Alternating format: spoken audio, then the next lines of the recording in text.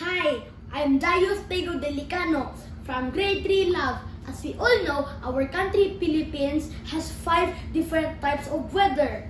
The sunny, the rainy, the cloudy, the windy, and the stormy.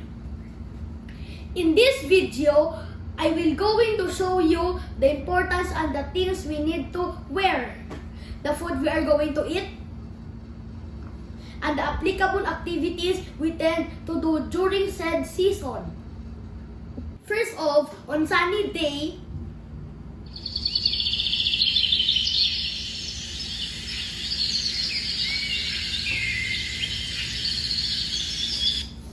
clothes are made from thinner and lighter materials like t-shirt, sando, and short are recommended to be worn.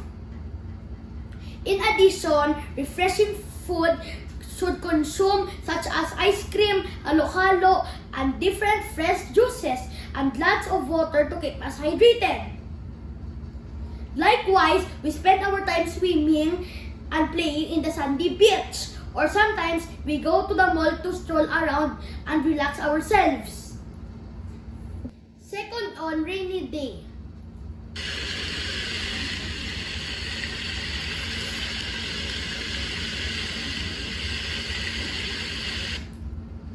It is a must to use your durable raincoat or comfy jacket to protect us from getting wet and may prevent us from having cold, cough, or fever. It is advisable for us to eat dishes with lots of broth to warm our body, like tasty sopas and sinigang.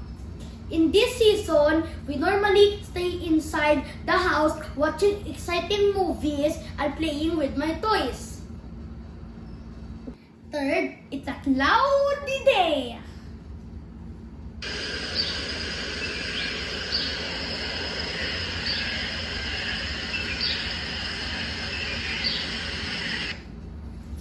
Oh, I can see the sun today. It's a perfect day for me to go outside and play with my cheerful friends. Let me think of clothes to wear. That's right, a comfortable shirt and short will do. But I might get hungry for sure after we play. I will ask my mom to cook delicious hot soup and butter toast. Fourth, it's a windy day.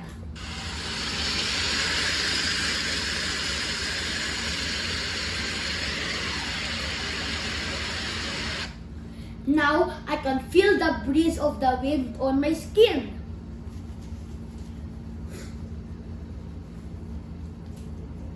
I will be wearing a thick shirt or a jacket today. I will tell my sister and mom to go to the seashore and fly our colorful kite. After which, we will eat some delicious meal such as pasta, pizza, and chicken. Fifth, it's a stormy day.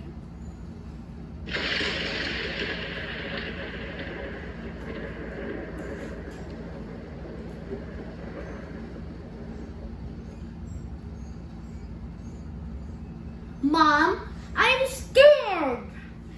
Did you hear that loud sound and see the lightning in the sky?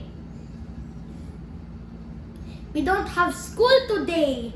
Oh, it's because of the incoming typhoon. I need to wear a leather jacket and my colorful pajama while eating some hot sopas and rice. Let's pray to God to stop this storm. Now, you know some ideas and tips on how and what to do during different types of weather. Once again, I'm Dayos Tego Delicano, finally saying, ang buhay ay weather lang. Bye!